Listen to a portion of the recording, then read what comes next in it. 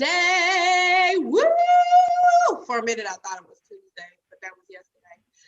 Welcome. I'm so excited to have you all here.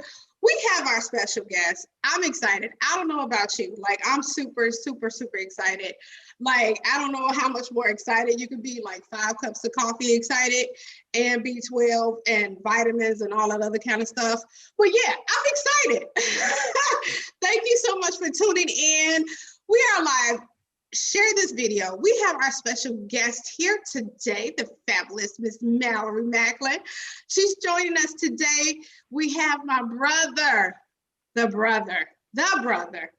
He think he the oldest, but you know. I am the oldest. Don't know how that's possible, but yeah, y'all already know. Jay, and then my other brother, I love him so very dearly, Mr. Anthony Regahi. Thank you so much. Love you to life. And Dr. Harriet Tubman down there, she's joining us. She's here. I could talk about her because that's all in love. And I thank you guys genuinely for just joining in today. Share this video, like it. And it's so cool because you can also look at this video on my YouTube page. You guys, I'm starting to get really savvy now with this technology. Y'all can't tell me nothing. I get on the YouTube and I start Googling stuff and educating myself on how to do this thing so I can condense how to do work because it's just too much. So thank you. So if you haven't got a chance to subscribe to my newsletter, go to iamtrickaby.com. Subscribe. We're going to jump right in. 1 hour. We're going to get right to the point. Thank you so much, Miss Mallory, for joining us today. I truly appreciate it. I don't know if you guys noticed, but this shirt right here, Little Miss Girly, like for real, I was so excited. I totally had to make sure I went through all of my 500 pairs of earrings and make sure I got the perfect pink. And then I did my lipstick, like 5 different shades of pink because it had to match. You can't really see it because of the light. But when I tell you I went in, it's a process. Y'all don't understand. Child, look, I put on eyelashes and everything. For real. It's a movement. What'd you say, brother? We see your pink lights in the back. Yeah, the Christmas lights. No, listen. This is a Valentine's Day tree. It got hearts on it. You cannot see it. But there's Valentine's Day lights on that tree. That's okay? a Christmas tree, Saints. That's a Christmas tree. Don't try to. See, what you're not going to do is you're not going to talk about me, nor are you going to go into the time of what we need to have. That's a heart tree. God is love. God is love. That's a love day tree. Okay? All right. Moving right along. So, going right into it, I'm going to just jump right into Miss Mallory. Tell us about Little Miss Girly, and then after that, you could go into how it started. Give us a little feedback, whatever you're comfortable with. But I want people to know what this is and how it came about. Yay, Dr. Harriet Tubman! Woo! Y'all, it was a struggle. It was a struggle. You're here. No makeup, so y'all see me in my true, natural, boring state, okay? No hat, no lashes, no brows. It's just me, okay? So we're going to do this. And faith. Right? Even faith. All right. I will get started. So Trika, thank you for the invitation, for the opportunity to be here and to share with my fellow PKs who I feel like I already know and love virtually. Little Miss Girly is me. It's my brand. It's what I started, I think, some years ago. I just started making ruffle socks because I couldn't find them for my nieces and my goddaughters. I couldn't find what I was looking for, the kind that we wore as we were kids. My mom showed me how to make them, and I started just kind of making them. Didn't know that people were looking for them too. And then I got requests to make some more. So I was like, I think I can sell these. But it was not my intention to go in to make a profit, to have a store, to have an online boutique. I just wanted to offer what I liked and loved to little girls and families who needed them. So I started my brand, started my logo, my website, everything. And I've been launching and promoting Little Miss Girly. So as you can see, Trika is wearing our lovely signature sweatshirts. I love them. They are so comfortable. I opted out of wearing mine tonight because I knew she was going to wear hers. So I or my favorite, leopard. But outside of this, I would normally be wearing a Little Miss Girly, anything and everything, everywhere that I go. So thank you for sharing that. But we have logo tees, sweatshirts, we have the hair bows, and of course our signature ruffle socks. So check us out on Instagram, Little Miss Girly, Facebook, Little Miss Girly. Our website is www.littlemissgirly.com. And of course, I'm on Etsy too, at, as you can guess, Little Miss Girly. So you can find me pretty much anywhere as far as our products, pictures, reviews, anything. Getting started still, but I'm pretty grateful that I've gotten as much exposure as I have just during the pandemic and not being able to kind of see people face to face, but I've still done pretty well. So I'm thankful for that and for the opportunity to share Little Miss Girly anytime there's an audience. So thank you, Trika. That's Little Miss Girly. So I tagged it in the page as well. So under your live, it's there. All right. And no, Dr. Anthony, we are not ordering ruffles. We can order the shirt, but you can order them for someone else at any time, actually. Look at James. Anthony. He like, I accept. Look at his face. Oh, wait. And just so you guys know, she has, I got to get that too. She has Black Lives Matters in grown people size. I do. In February is Black History Month. So I'm going to do a little launch for that too. Yes, I got it. Next. That's next. Yeah. Just so you know. But James, you don't have to order those. We like ruffles too. Amen. Okay. Do you have ruffles in our size, Mallory? I do, but I'm not going to sell you those, but I do, yes. Why you look so disturbed, Anthony? Why you look so disturbed? We don't know ruffle chips. Ruffle chips. Got it. Ruffle chips. Got you. Okay, got you. I got you, my man. I got you. Brother said ruffle chips.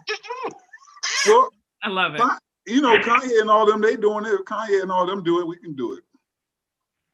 James. Okay, I'm sorry. My bad. I'm sorry. All right. So what we gonna do, Mallory? So Mallory, how we gonna do this? We're gonna have you kind of talk about your experience kind of growing up. And then even from now, how your experience has been. And then I'm pretty sure a good deal of us are gonna have something to say about our own experiences and how we can relate. And that's the whole purpose of it. We joke and clown, but it's also, we want to tell people that we are human, but we also, want to be encouragement to other PKs as well that are, maybe seeing certain things that we've seen or maybe need advice on what they're dealing with now. So the floor is yours. Thank you. I'm gonna actually use this opportunity too to kind of plug in. I think about maybe 4 years ago, Bishop Hill pulled me in to work with a new ministry or opportunity, the Kojic PK Connection.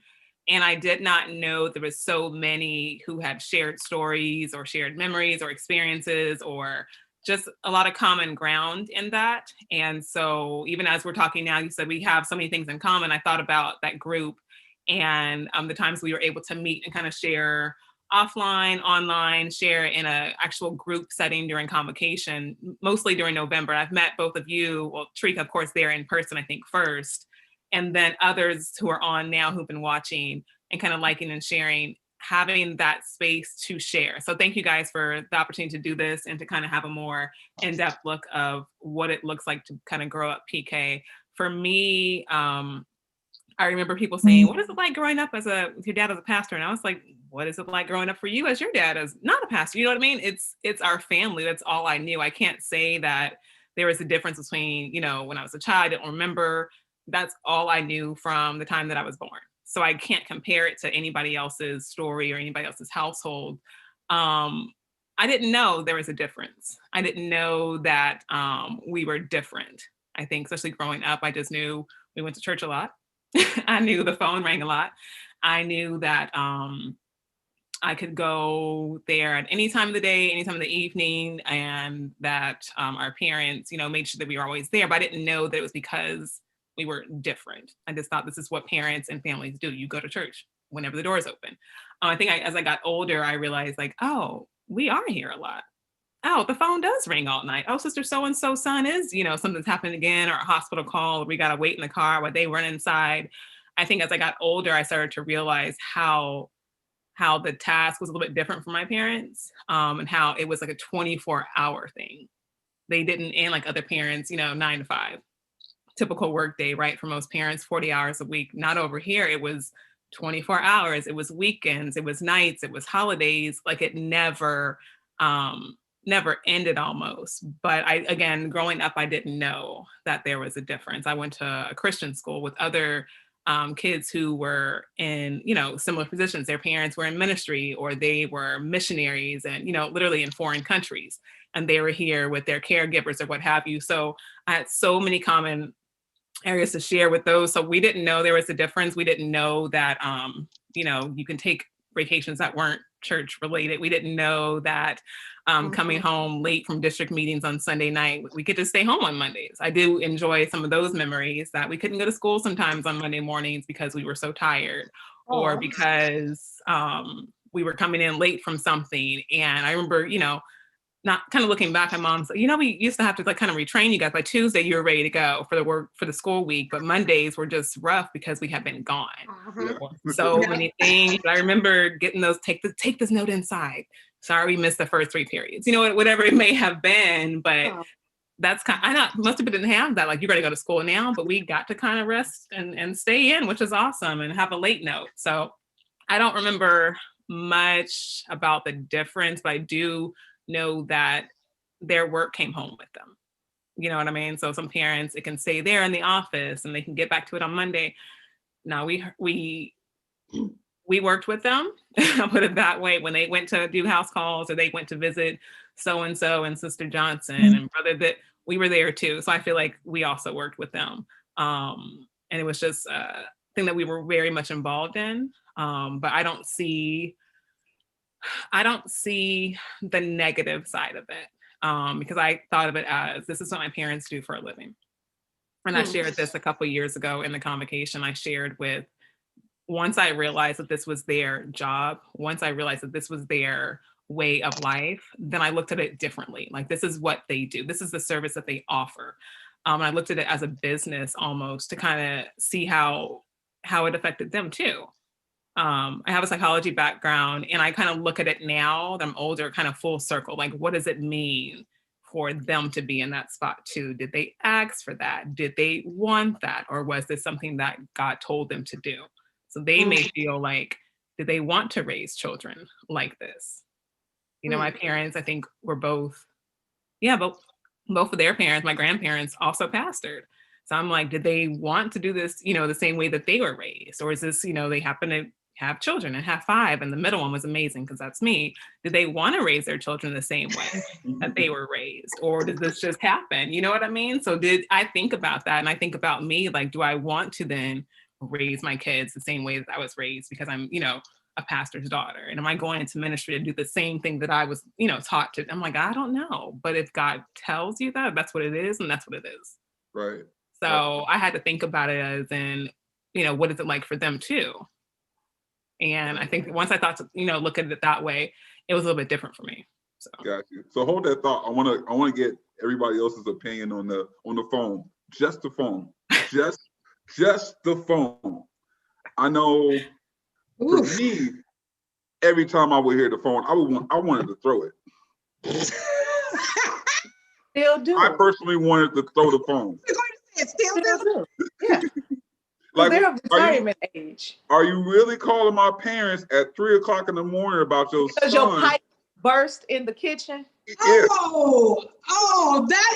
That's that one. Oh, Jesus. Ain't got no plumber? Yeah, Lord. Can you get your daddy up so he can come fix my my sink? Like, no. What? He's not a plumber. He's not gonna help you fix your daddy. But did your dad go though? Not my dad. My grandfather would. I was just about to say, the problem is they actually get up and go. That's why they continue to get those phone calls, because the people know that my pastor gonna come. I had a car accident. Okay, call your insurance company. I'm just saying. I pray that you good. Go to the But you know, hospital, get checked out, and then call your insurance company. Call the police. it's a special kind of love that they have in their heart for their people, though. That is so, for me, it's kind of hard to grasp. You know what I mean? Because I love people and I love dealing with people, but that particular love, my grandfather wake up 4 o'clock in the morning, go make sure somebody, oh, we don't have nothing to eat. He'll go to the store, go get them something to eat, and come back home. And everybody just looking at him like.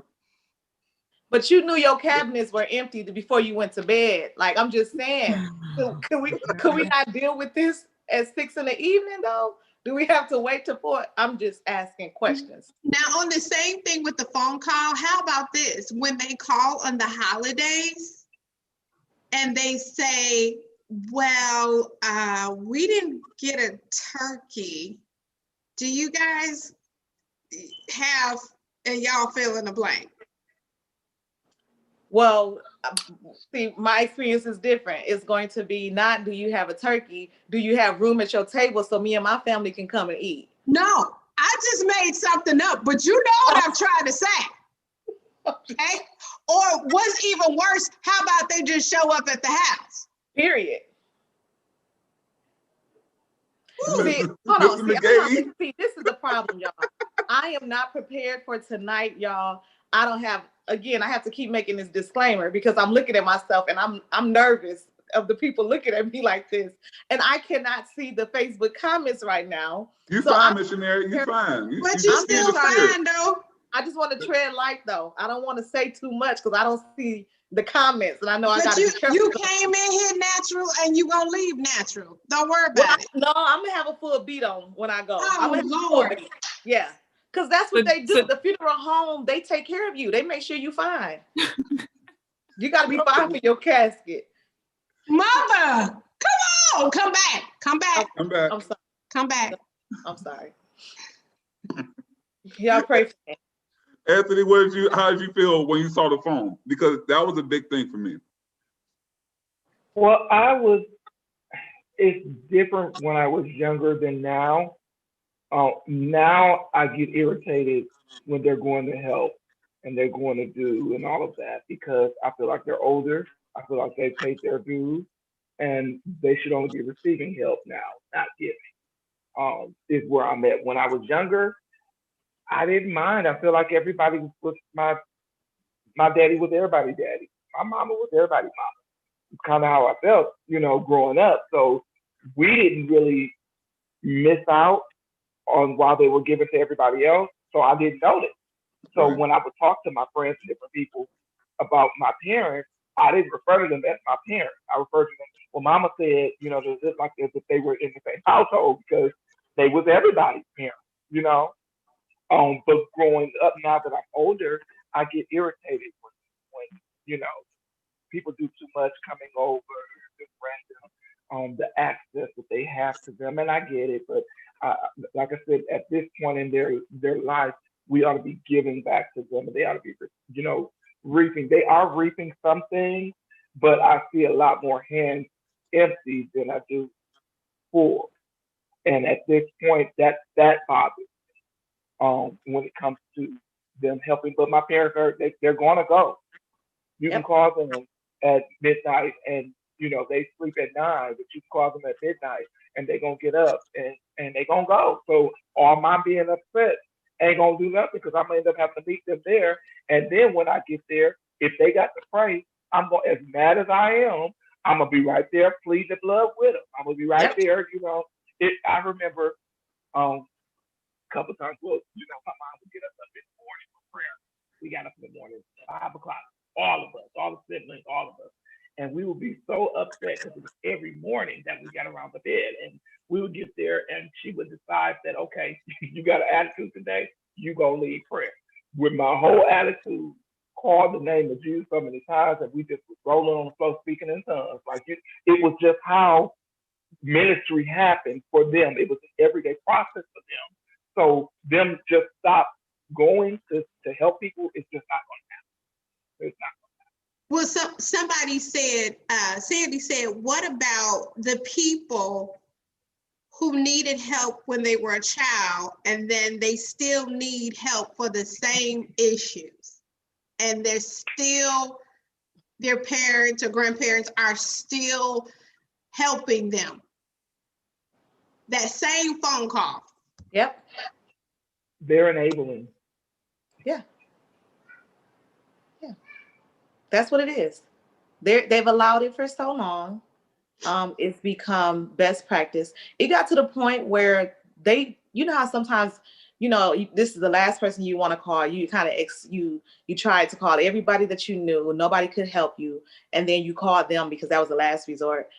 For them, it's like this is the first resort. Like as soon as you get yourself in trouble, they call on them before they call on Jesus, and that's they know that they're going to answer. Anthony says something, and I just wanted to kind of piggyback off of what he said. He was talking about when they were younger and how they had to pray around at young age. Like we're talking 5, 6, 7. Like we're not talking about just teenager. We're talking about young age. I was just going to say that even as an adult, if you spend the night over there, be prepared to wake up for prayer and be prepared to leave. Jesus. Even now, when we go to the conventions, share a room with her if you want to. You're gonna be waking up. You can go to the midnight musical, you can stay out every Bible fire all night if you want to.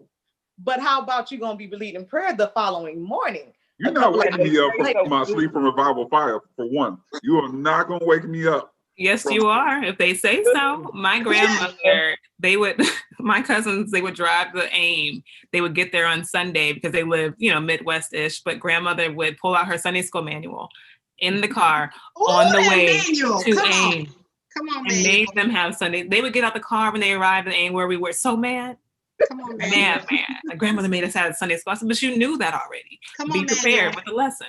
It wasn't me, it was them. But I'm just saying, it no matter the age, it happens. And that YPWW book?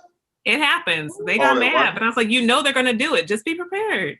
I'm all the way. They mailed me so good. It just pulls you in. They mail it to you. They said, we don't trust that you're going to go on the website and get the material. So even though you all the way in Arizona, how about we just overnight your They know. They're tapped in. They know. Trika, let's talk when I played in Detroit. Uh-huh. And I was playing for the youth and I was playing for the evangelist service. Okay. You got so mad because Granddaddy had an agenda for me already mapped out with everybody I was playing with. And my sister got so mad because I got to go to evangelist. Evangelist service is doing I got to take my glasses off of that. 11, 12. And then I'm like, sis, I got to be there for the youth service at 3 o'clock to play for that and then go back to evangelist. My sister got so mad at me. But the truth is, she does the same thing. It's so funny how she's so overprotective of everybody else, right? But listen, you had to sing at the choir. You had to sing at the Sunday school thingy. Then you had to go and sing for missions. I'm like, well, listen. Let me explain. Listen, at that particular time, I was 976 pounds. I was not healthy. I could talk about myself because I was not healthy. I was grouchy. I was not eating the right things. My nerves was bad. And the things that I was putting in my body was coming out. So I was edgy. Balance was all coming out. You don't talk. No, come on, sis. Listen, that's the explanation for why I was so irritated. And then not only that,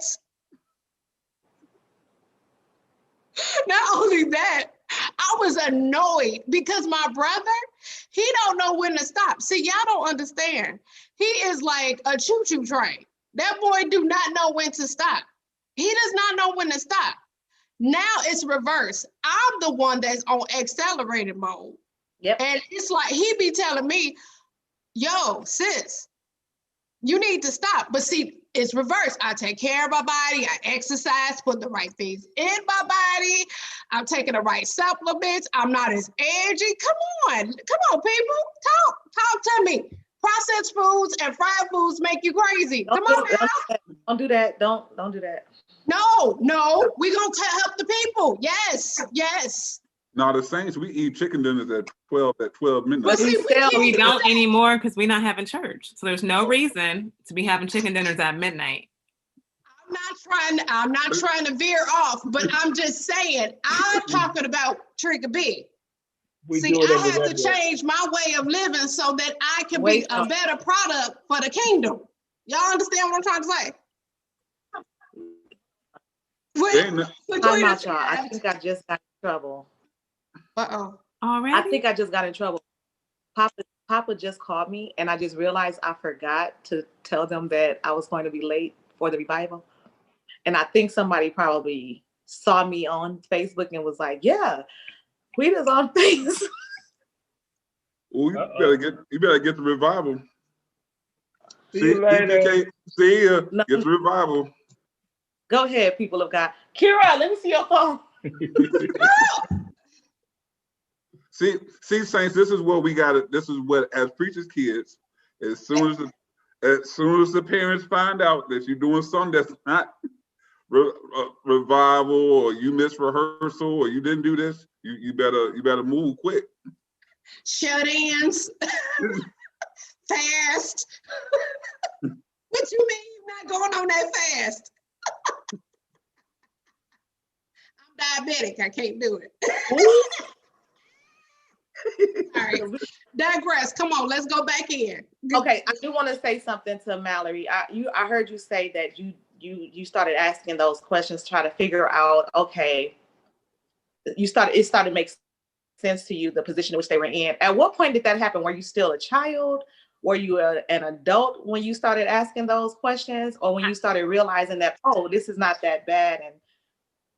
And it wasn't that it wasn't that bad. I think I just changed my way of thinking to help me understand. My mom was super open with us, very transparent, gave us, welcome, this is my son, this is a PK's PK, but anyway, very transparent with me, with all of us, and kind of providing that balance and that knowledge and that kind of buffer barrier into what's going on, into reality and our home life and how it all plays a part, and how her experiences led to our experiences.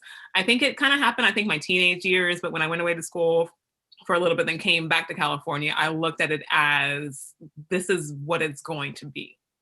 They aren't gonna change their position. They aren't going to retire at the age that other parents retire. They aren't gonna do anything that's typical. So look at it from a different lens. Look at it from how it impacts. I look at, you're not familiar with our city or anything, but I looked at the impact that they made and what would it be like if they were not here? I kind of had to ask myself that question. What would the city of Hayward be like if 40 years ago, nothing had occurred? GT wasn't there. They didn't make an impact. They didn't do anything for the community, the families, anything. What would that be like then? What would our lives have been like? What would we be doing? You know what I mean? I had to look at it differently, but it didn't happen as a child. But again, as a child, I didn't know anything was different. I didn't know anything was wrong. Anthony said his mama was everybody's mama. That's just how it was. And so I didn't know to see, am I different than everybody else? I didn't know that. As I got a teenager, it's kind of like we couldn't go to certain things, but I just thought it was because my parents are protective. And they were. And in certain things that we shouldn't have been in, something happened. I was like, oh, good looking out. I was mad probably, but again, it was just kind of looking at it now, or maybe say like 10 years ago, like this is what it's going to be. So how can I change my way of thinking or my way of looking at it to kind of be more positive instead of being so angry? Like I didn't have those, thank God, like those experiences that made you so angry and bitter and mad at I didn't have those. So I can't speak to how people may not see it that way. But for me, it was just looking at it differently, knowing that nothing was going to change. They're not going to retire. They're not going to stop. They're going to answer their phone. They're going to go pray for so-and-so at 12. You know what I mean? So this is what it's going to be. Yeah. They may have someone else to call now. They may have more staff or someone else to send to, but it's still going to be what it's going to be. And I kind of had to like stop getting mad and getting upset or trying to figure it out because it wasn't going to change. Yeah. So, yeah. It's more like accept it. This is your world. This is our world. Yeah. Hey, deal with it.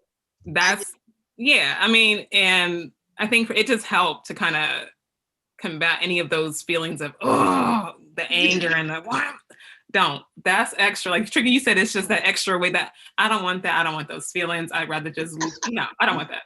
But I still feel it. Don't get me wrong. I still like, what do you mean you're still, let it go. This is what it is. But you know what, even with those feelings, I get that not because they're in ministry. Mine is towards the people.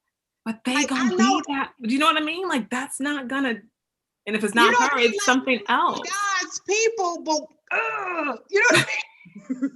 But if it's not that, let's say that is gonna be something else. And it's gonna be another thing. That's true. You know, it took me a while. I think I got there, and I'm still kind of the protector. I'm kind of the one that kind of tells people like, no, that's not gonna happen. That you're not gonna do this, I'm still that person.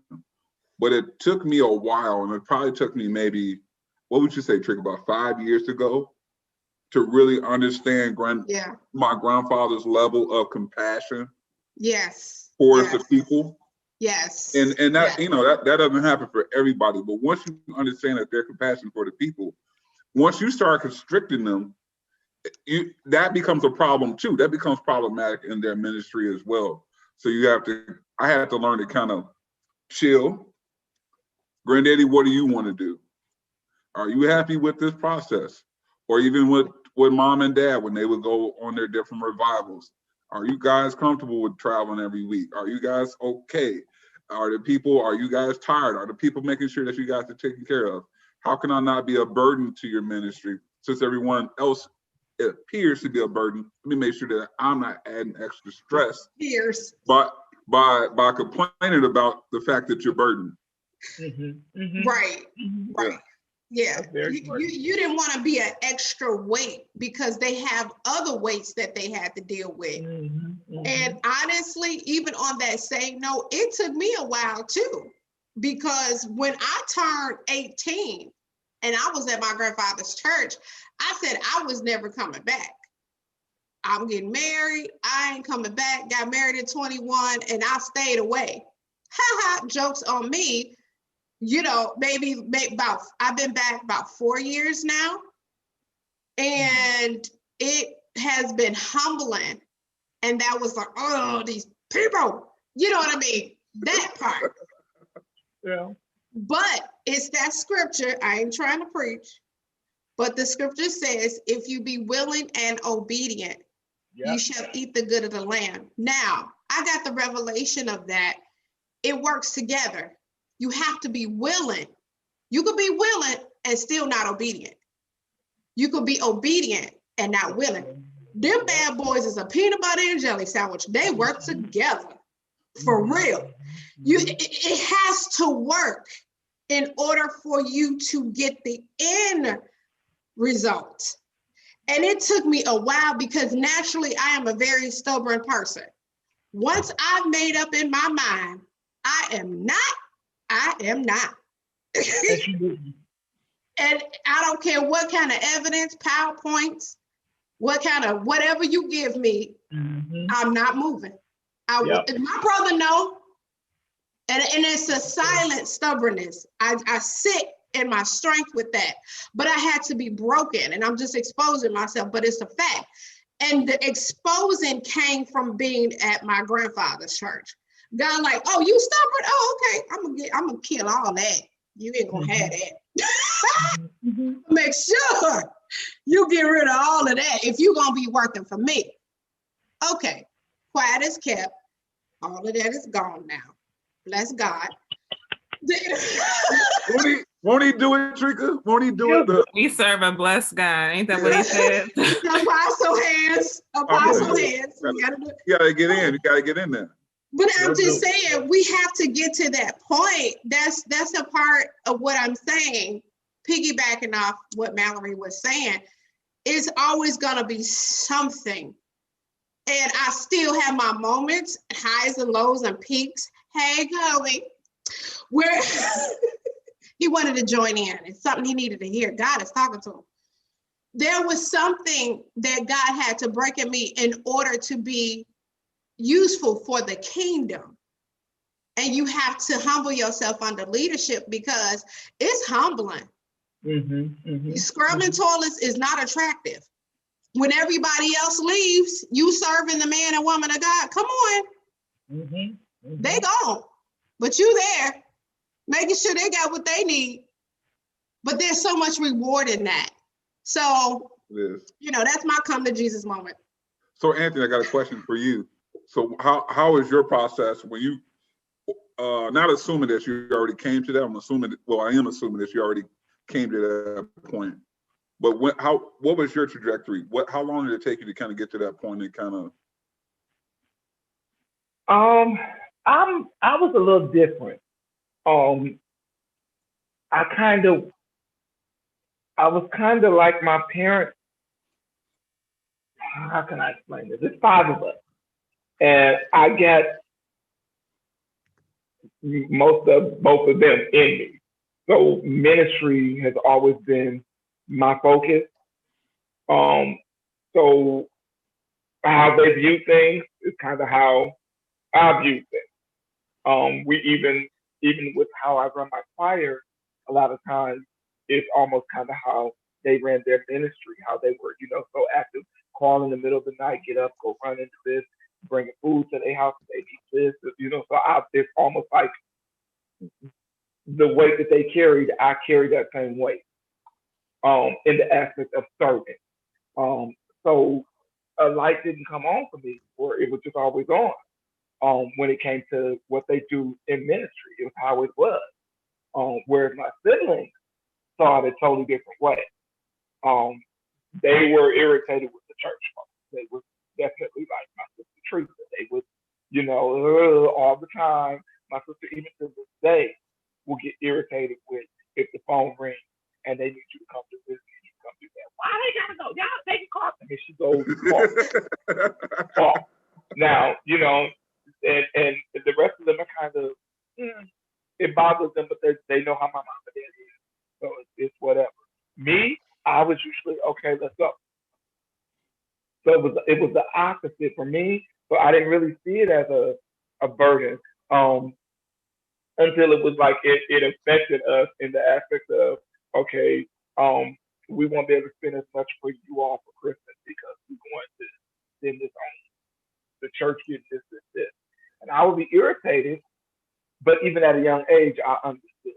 Is that, you know what I mean? Like it was weird because I was like 10 when they started pastoring, and I would be understanding that, okay, the church needs this. I was gonna be.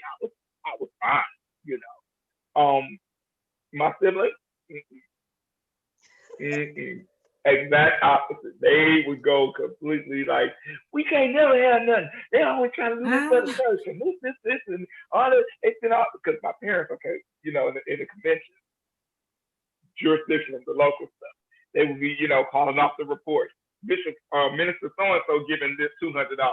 And my siblings would wait for them to call my parents, and Elder McGarry giving $200. See, I asked Daddy $5 the other day. He gonna tell me he giving this. That's how they were. So I understood, but they were absolutely not having it. And let me ask you, where do you fall in line? I'm the second to the youngest. I'm in the middle. So yeah, I've always been we're all church kids, but I've been a church person like my whole life. I think I'm 43. Out of 43 years, I think I've missed church maybe 10 times in my life total. Maybe 10 times I missed a service. Other than that, I've been at church. Like, you got a blessing in heaven. You got a blessing in heaven. God gonna bless you. See, He gonna do magical things for you. Magical. And a good half of that 10 is probably because of Corona, because COVID. So it's like, seriously, church has always been, it's just been my go-to. So it was natural to get up. It wasn't, even when I could make a decision to not go on my own, church is where I would go. Church is the work, it's what I would do. Yeah. Bless you. Bless you, brother. Bless you. Some of us, we thank God for COVID. Hallelujah. My God. My God. Yes. Extended vacation. But You know what's crazy? I think with the amount of communication that goes on now, like you seem like you're escaping, because Mallory, I'm not gonna lie, when I came here, I thought I was escaping, I can just kind of chill. But with the amount of with the amount of communication that I'm able to see, and I see everything going on back home, I immediately get right back engaged. I call my sister, yo, what's going on? Hey, uncle, call my uncle, what's going on? Hey, we gotta talk this through. Mom, what's going on? You know, and I think once a preacher kid, always a preacher's kid. You can't escape. No, it's just in you. Anthony, you said at 10, you just knew. Like, it's just, and I don't want to say it's a part of you, it's a part of life. Yeah, you can go off and do something else. Yeah, you can go and work here and work full time for something else. But if you see something on the floor, I'm not, just a common example, you're gonna pick it up. If you see something's not done, your parents are lacking in some kind of area or the minute, you're just gonna do it, whether you are fussing, complaining, tired, got your kids, got something else to do, your hands are full. Oh, let me just get this. You don't even know you're doing that because that's just how it is. It's the only thing I can think that to make sense of it is just, it's just what it is. It's how it is. That's how we are, James. So good luck trying to come to California. That didn't work for you. So. You know what? Because he told me, and I'm about to bust you out, Jay. Ooh, thank God for Jesus. Okay, I'm gonna censor it a little bit. But he told me, he said, man, sis, this is be great, it won't be as bad, and da-da-da-da. And I'm like, yeah, right. Jesus got jokes for you. In the back of my mind, true story, I had already saw what was gonna happen. I didn't say anything. So then he called me, and when I met you guys, immediately I said, oh, he gonna be tired.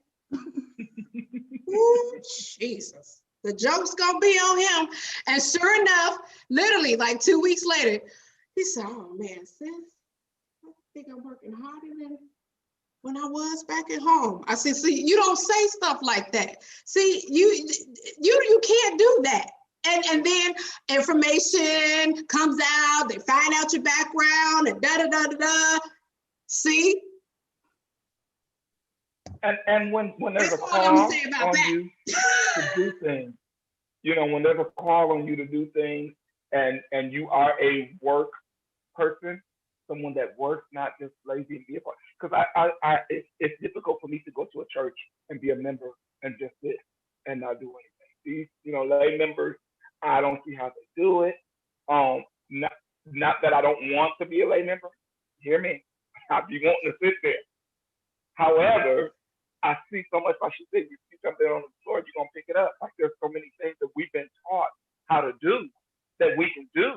So when we see it not being done right or not being done, we instantly do that. And they, oh, you know how to do this? Oh, welcome to the science circle. Welcome to the youth department. Welcome to the, because you actually know how to do these things. I done learned Sunday school.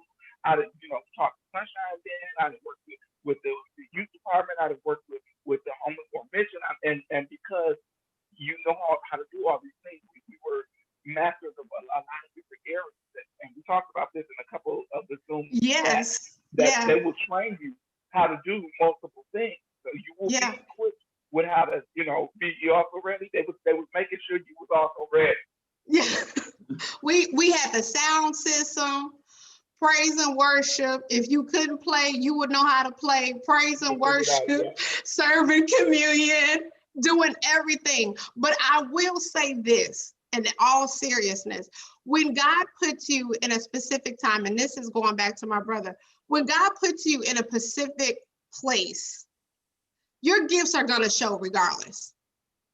They're just going to come out. You can go behind the closet, you can go up under the pew, but if you are designed to be in a specific place, because one of the things that my parents taught my brother and I is no matter where you go, whatever city you live in, find a great church home. Just because they have a name doesn't mean that's where you should be. Because sometimes that's not where you should be. So wherever you go, ask God to send you to the right place at the right time. So we were very particular about asking God to position us where, even when I lived in Wisconsin, we were asking God to send me to the right place. So I say this for anybody, wherever you live, wherever you are, ask God to put you at the right place. Even being a PK, sometimes you'll go into a place and you'll be like, Mm-hmm. you know what I mean? You'll know this is not where you're supposed to be. And even as a PK, sometimes your position is not to be with your parents. Sometimes God calls you out to be somewhere else. So that's a whole nother thing. But I'm just saying, you have to be somewhere else, on the field somewhere else. So even with that, you have to really stay connected and ask God to put you at the right place at the right time, to stay connected to where He wants you to be. Yeah. Well, to even piggyback off of that, because I don't even know if I ever told Mallory this. If I wouldn't have found GTI, I would have left. I would have immediately went back home in Chicago, because you don't realize how important that familiarity is so important when you want to worship God. Mm-hmm. And also having a preacher that kind of not mirrors your parents or mirrors their ministry, but something that kind of mirrors that particular ministry. I would have left. I would have came back home to Chicago. I probably would have missed my blessing. I probably would have missed my blessing. I would have came home. Right, but we talked about moving. I lived in Jersey, in Princeton, New Jersey, back in mid 2008 or so. And I went to a church. Of course, Princeton, I don't think they have, maybe one or two co-ed churches. I went to church near the campus, and it had about maybe 25 members. They sometimes had an organist, sometimes they didn't. They didn't know who I was. I paid by cash. You say I'm being extreme, but I really wasn't. I sat, I want to say in the back, but the whole church was small, very tiny, very quaint. We came, we worshiped, the preacher preached. They didn't sing much. We didn't have anything else, but it was just, so I was like, finally, I can sit, I can do this. But it was so quiet. And I was like, cool, I'm gonna sit here. I was so uncomfortable because I'm so used to, and I'm not saying I'm used to noise and a big church and big ministry. I was uncomfortable because I wasn't doing anything.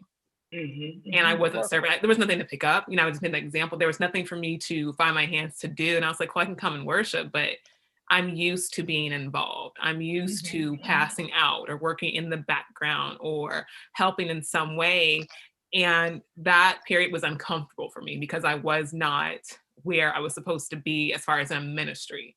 Great church, great family, but that wasn't the one for me. So Trika, when you say you find and you pray, and that's where you're supposed to be, that helps too. So James, there was other churches you were supposed to maybe have been at or found, James, while you were here, but GTI was the one that kind of caught you, and then Bishop found out and called you. So that's what happened. So you got caught.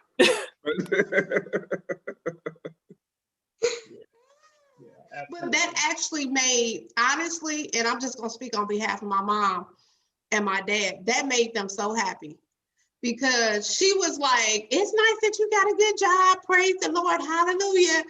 But you got to wait. I don't have a good job. Don't be telling the saints to have a good job.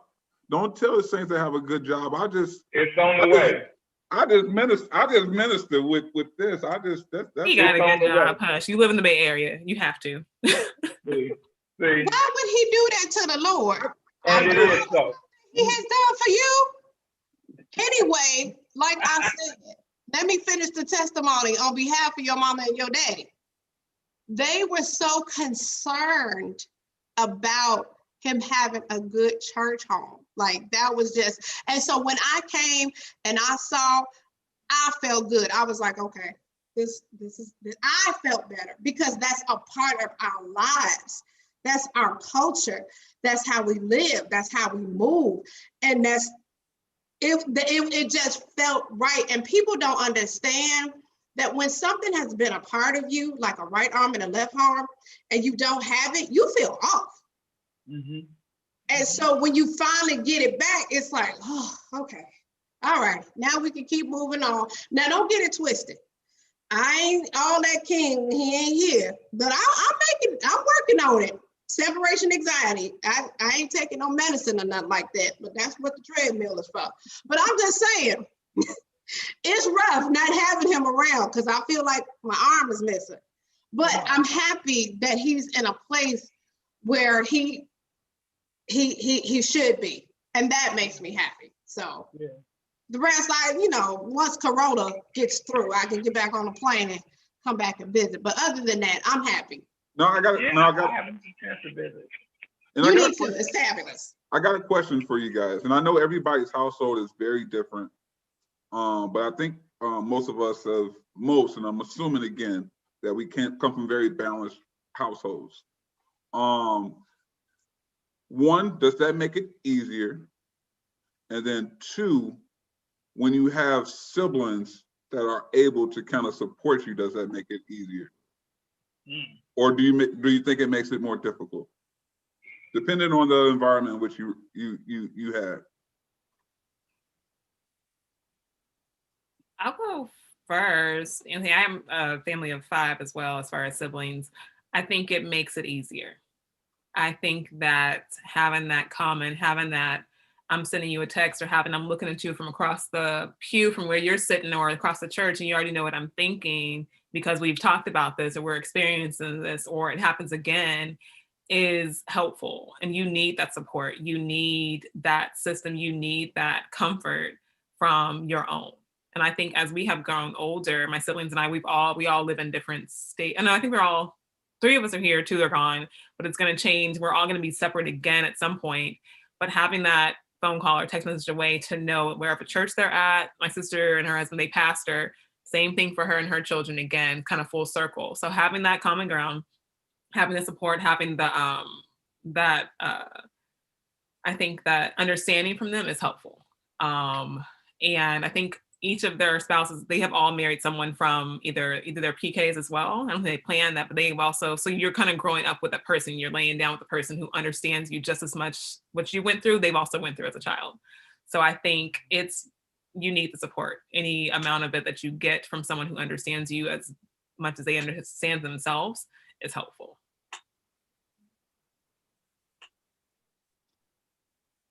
Dr. McGay? Well, again, my family is a little different.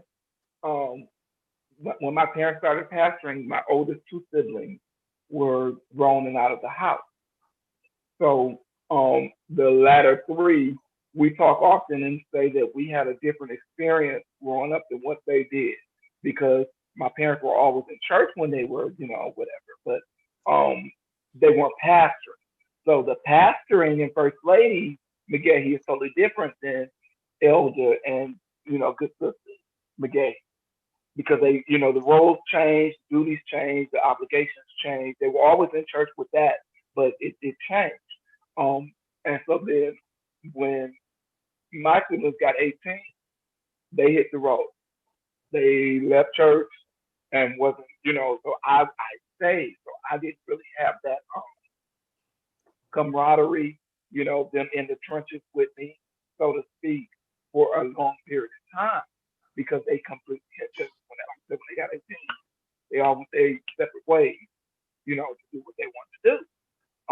So I have faint memories of when we were younger and kind of in church together, but back then there were no phones set, so you had to kind of maybe write a note on paper and hope they didn't see you pass it. So did you see what's going on in this? Yeah, I can't believe trying to pass notes or whatever. Other than that, we tried to do a look, but my parents they just had eyes everywhere.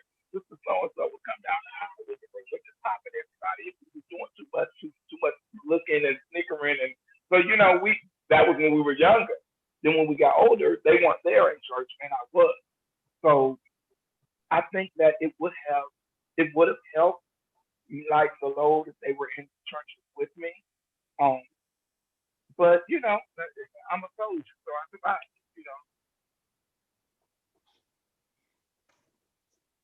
And I think, I guess I'll go Trika. So I guess for me, it was cool to have my sister because I had always had kind of a bad temper. So especially when I was younger, my sister would calm me down.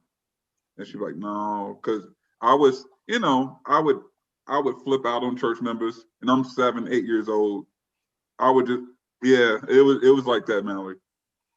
I would flip out on church members and tell them they wasn't crap and all that kind of stuff. I And almost choked on this Jello. I wouldn't use that type of language. I got a lot of whoopings. I just put it like that. I got a lot of whoopings. But my sister would kind of help me kind of chill. And then when I got older, me and my sister kind of worked like yin and yang. So now, after all those whoopings, I'm very mathematical on how I process information. It's very methodical. So shut up, Trika. So it's very. I might get upset, but I'll stand back and like, okay, all right, sis, let's chill. Let's figure out the bigger problem. And if we react in this kind of manner, are we going to create more of an issue? And me and my sister kind of go back and forth with kind of challenging each other to be mathematical on how we approach different things with members and how we deal with our parents and how we deal with our grandparents. And we kind of go back and forth like, yo, you probably don't want to talk to mom right now because you might get slapped in your face. Just chill. Still at this age. Yeah. Yes. When they look at us, we the same age we were before, so they don't feel no age. Yeah, you know, same age. Or you right now is probably not the best time to mention that to Pastor Oliver. Do not mention that to Pastor Oliver right now because there will be an issue. I got thrown in a garbage can when I was 16 by him, and he had just got out of the hospital. That's another story. The bishop did put him on top of the garbage. I feel like y'all putting his laundry out here, though. Oh, he already know. He already know. We didn't know. The world is knowing now that he told kids in the garbage. Listen, I'm gonna have to invite him. My grandfather is really cool. Seriously, He's really cool. Bishop Elect is really cool. This is how we chop it up all the time. He's so cool. Yeah. But anyway, that's another story, Trika. We'll let you finish it out. We got 3 minutes. All right, but to piggyback off of that, now my brother has to calm me down now because I just be bloop, bloop, bloop, bloop, bloop. You know, he'd be like, Trika, what I need you to do is take it down because it just be coming out. If there was a such thing as Christian cuss words, I'm sure it's not. Okay. I searched for him. I couldn't find him. But let's just be honest with the people. He's still working on me. Come on now, I'm flesh. I gotta take But Trika, before people have to realize that also you're also treasury, the secretary. So your amount of dealing with the people is a little bit different. Yeah. Yes, I deal with the finances. I deal with itinerary. I deal with planning. I deal with scheduling. I deal with making sure Bishop and First Lady have everything that they need. I deal with paying of their bills. I even go into their personal home and make sure that they have what they need, et cetera, et cetera, et cetera, et cetera, et cetera. Do I need a legal pad? No, I don't. You get the point, right? Not only that, also dealing with my own life, having a business that is broken down to 3 and 4 entities, and then also subcontracting as a teacher and teaching and going to school. Patience thin. With that being said, I appreciate my brother being able to be a buffer to kind of help me come back, step into the light, Caroline. You're doing too much. Let's walk this out. Get you some carrots and some broccoli. We're going to smooth this out so that we can be able to come back to the throne, okay? I know you tried the vegan lifestyle. That didn't work out too well for you. But let's just drink some water and some cucumbers. But we're going to get together. We're going to get you together. So I appreciate that. You know what I mean? So it's good to have him, even though he's not here. He's a really good go-to. Quick call, boom, hey. So I appreciate having him around for big decisions that I can't seem to make. So, and on that note, it's 8 o'clock. and I don't want to keep you guys any longer than what I have to, but I appreciate you, Anthony. I appreciate you, Jay. I appreciate you, Mallory and Kobe. Thank you so much. Thank you so much for taking out the time. Hey, everybody, go to littlemissgirly.com and go buy a shirt. I'm telling you for real, this shirt is super comfortable. I got some shoes that's coming along with this too that I'm getting custom made to go with this. But I love you guys. Please share this video. Like it. It's also on my YouTube channel. Go to IamTrikaB.com and subscribe to my email list. I appreciate all that you are, all the comments, everything that you guys do. We're going to be back here next Wednesday. I don't know what's coming up. We might have something else, but I appreciate everything that you guys do to support what we're doing. We're going to keep this going. Thank you, thank you, thank you, thank you. Love, love, love. Kisses, kisses, and all that mushy stuff. All right, till we meet again.